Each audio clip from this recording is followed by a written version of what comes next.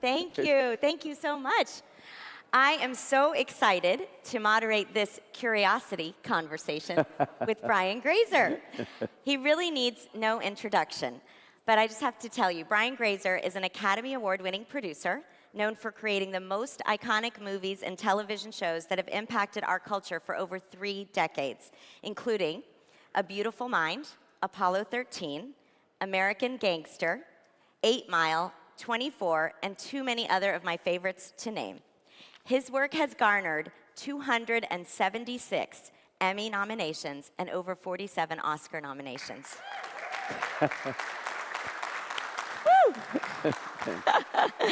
Brian is also a New York Times #1 best-selling author and a legendary founder of Imagine Entertainment. Welcome, Brian Grazer. Dina, thank you so much. So, I love the introduction. Can we do it again? I'll reread it right now. So Brian has so many, works of art, if you will, but something that has always inspired me is that he's been able to go into communities that he's not from and really find the soul and the spirit of those communities and tell the story. So, for example, 8 Mile.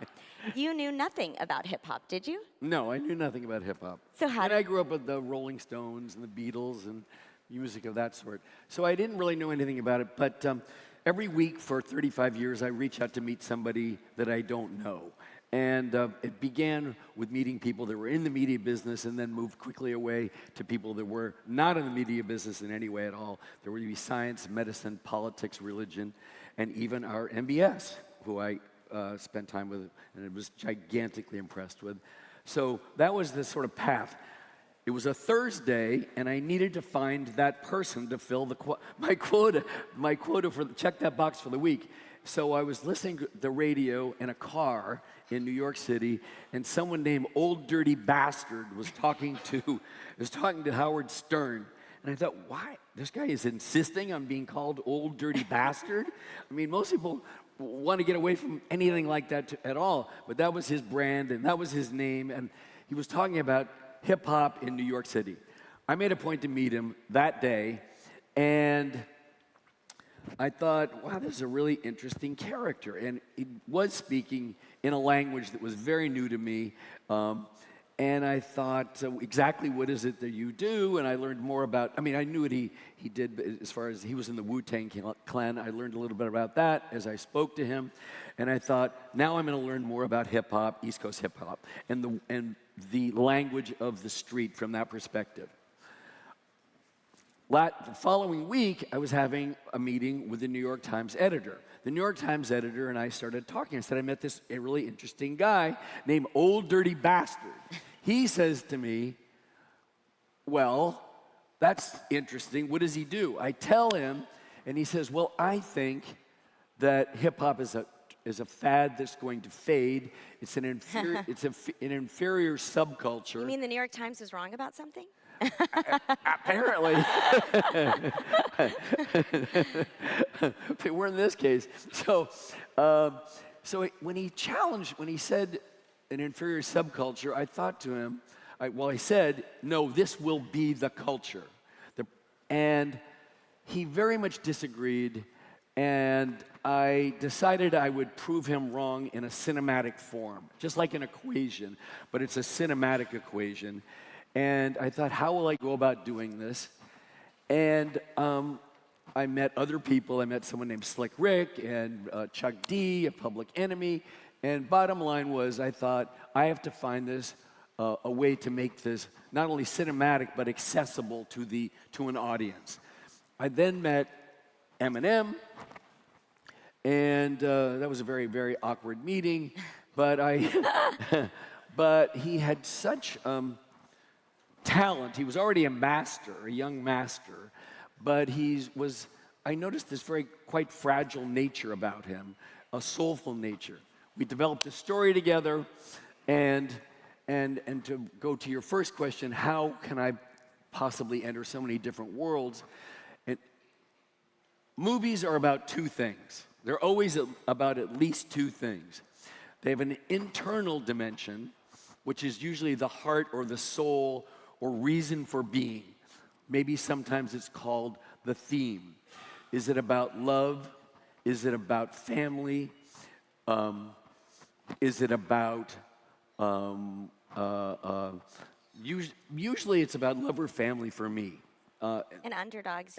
Well, an underdog story is always. So, and the exterior is always the story itself, the journey and the world. And so I happen to really like taking that archaeological dig into new worlds and learning the language of those worlds from a beginner's mind. And didn't the whole community really respond well? That they felt very proud of how you told it? Well, yes, yes. There was this moment where I asked Dr. Dre, who I knew by then, and I said, "What director should I pick?" And he says, "I don't know these directors, just don't clown out our world." Which meant to me, I translated that, I didn't say, what does that mean? To make it authentic. Whatever you do, make it authentic. So instead of hiring a hip-hop director or a young kind of video director, I thought, I'm going to get an American master filmmaker that knows nothing about hip-hop, probably less than I. And if he is interested or she is interested in learning this world and turning it into a cinematic world, then I will be attracted to that person. So someone named Curtis Hanson, who had already just won an Oscar for LA Confidential, was very interested, and he was able to get into that world and do everything authentically. He did such a beautiful job. You did something so similar that I think maybe your work that has had more impact than anything else, and that was to destigmatize mental health through the Oscar-winning A Beautiful Mind, and that's a very personal story for you. It is. Again, internal and external dimensions. That began because my son has a very, very acute Asperger's, and his name is Riley. And Riley, I would drop off at Malibu High School, and of course we knew what he had, and he would try to mainstream into these classes. And then one day I stopped after I dropped him off, and I watched it. I stayed there and looked through this chain link fence, and I noticed that it was a break time, and he always rather clumsily got his tray and took his snack out to a picnic table. And some other, cooler kids were there, and they saw Riley and his tray, and then Riley had to go back in to get his utensils, and they hid his tray. And I was really heartbroken by it because I thought, not only does he have to deal and cope with this disability, he's now being teased for it or stigmatized, and which makes him even more isolated. And I was really saddened by that, and then I started to transport that idea into many other situations that we all see in our cities, where somebody might have a mental disability, could be mild, or it could be as serious as something like bipolarity or schizophrenia. And so... How'd you find the story of John Nash? Well, quickly, you don't know this part. I just had a mission, was to destigmatize mental disability. I started with a different story called Laws of Madness with Brad Pitt. I'm all ready to start shooting this movie with Brad. And it was about 3 weeks out, and sadly, Michael Lauder, who was the subject, who just had graduated Yale Law School, #1 in his class, this schizophrenic, his father had died, which I was unaware of, and he stopped taking his meds, and he unfortunately stabbed his fiancée to death. Oh my God. Because he's living in a completely other dimension, another reality. So we just said, listen, Brad, love you, but let's do something else together. Took me another year, and I'd met, in my curiosity conversations, hundreds of Nobel laureates, and I did meet John Nash, who also won a Nobel Prize, and I followed his story, which was written in a short piece in the Vanity Fair called A Beautiful Mind, which later became a book. And then I turned that book into the movie that you It's extraordinary. It is so extraordinary. You've also done a lot of fun projects, and just this week, Dynasty comes out, a 10-show series. It's already getting rave reviews. Everyone's seen the 2 that have come out. Are you going to give me all the inside ones so I can see them all Yeah, at I'm gonna one give you all time? 10. I'll give you It's all okay, 10, good. even though you come out once It's or the two. story behind the New England Patriots. Yes. Okay, so the story of that would be this. Again, a world I don't know a lot about, which would be the NFL and football. I mean, my kids root for certain teams. I follow the NFL through my kids' vantage point and those teams that they like. And I know, like, what everybody, every civilian basically knows. You know the playoffs, you know how it goes, and you watch the Super Bowl. Anyway, bottom line is, I knew Bob Kraft. I didn't go to any New England games, and he said, let's go to a game. I go to a game, they win the game, and they all go into the locker room after winning the game. I go with Kraft, and in the locker room is Bill Belichick, the coach, very winning coach at that moment, and Bob Kraft, the owner of the team, and Tom Brady. It's very quiet. Bill Belichick didn't speak, but Tom Brady got down on one knee immediately and gave a unifying prayer, which clearly he does every game, winning or losing. That unifying prayer became transcendent in this audience, in this group.